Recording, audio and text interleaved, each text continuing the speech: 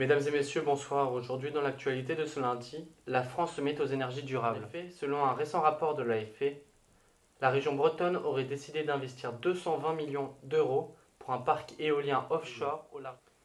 Ce site serait alors bénéfique aux habitants de la ville et créerait de nombreux emplois. Nous rejoignons tout de suite pour un reportage Jérôme Le Guenec à Saint-Brieuc. Bonjour Gilles, en effet nous venons d'apprendre que le groupe Siemens Gamesa vient de confirmer la construction du parc éolien offshore au Havre et à Brest. Projet qui vise à mettre en place 62 éoliennes qui constitueront ce parc dans la baie de Saint-Brieuc. Projet qui présente de nombreux avantages mais également quelques points susceptibles de susciter un mécontentement chez certains. Je suis actuellement avec deux témoins qui vont pouvoir nous donner leur avis et nous éclaircir sur ce sujet. Nous nous dirigeons donc maintenant vers Evelyne, habitante de Saint-Brieuc depuis maintenant près de 40 ans, qui va pouvoir nous donner plus de renseignements à propos de ce sujet. Donc, bonjour Evelyne, que pensez-vous de ce projet? Bien bonjour Jérôme, écoutez, j'en suis réellement satisfaite parce que je sais que de nombreux emplois vont être créés au Havre, ce qui va attirer de nouveaux habitants. Et savez-vous que plus de 850 000 foyers vont pouvoir bénéficier de cette énergie de ce projet? Eh bien oui, je sais, en plus il paraît que l'énergie éolienne est une énergie renouvelable qui ne fait pas de gaz à effet de serre et donc pas de pollution. Nous sommes donc une région propre. Effectivement, c'est vrai. Et savez-vous pourquoi Saint-Brieuc? Eh bien, je pense que c'est parce que l'éolienne offshore a une capacité de production plus importante et ici il y a énormément de vent en mer. Parfait, merci beaucoup Evelyne. Nous dirigeons maintenant vers Didier, ingénieur à Saint-Brieuc. Donc bonjour Didier. Bonjour Jérôme. Donc j'ai cru comprendre que vous n'étiez pas totalement d'accord avec la mise en place de ce projet.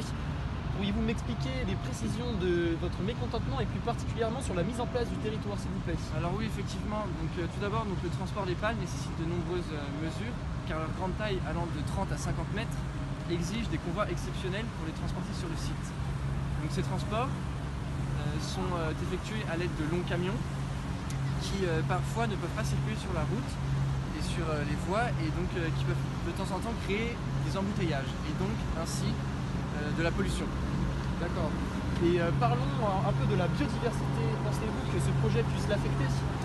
Alors oui Jérôme, l'impact des éoliennes sur la faune touche principalement les oiseaux et les chiroptères, qui sont par exemple les chauves-souris. Et donc leur implantation peut avoir des conséquences des conséquences perturbantes sur les voies de migration et les corridors entre les zones de reproduction.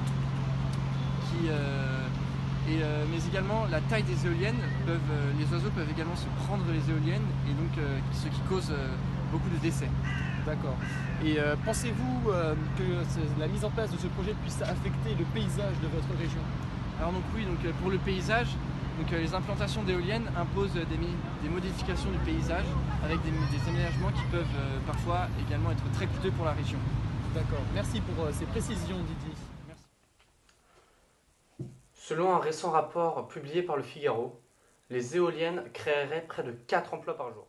Cela serait alors bénéfique aux activités locales, à l'économie locale et en plus à l'écologie. De plus, le nombre de parcs a fortement augmenté cette année avec une augmentation de 23,3% par rapport à 2017.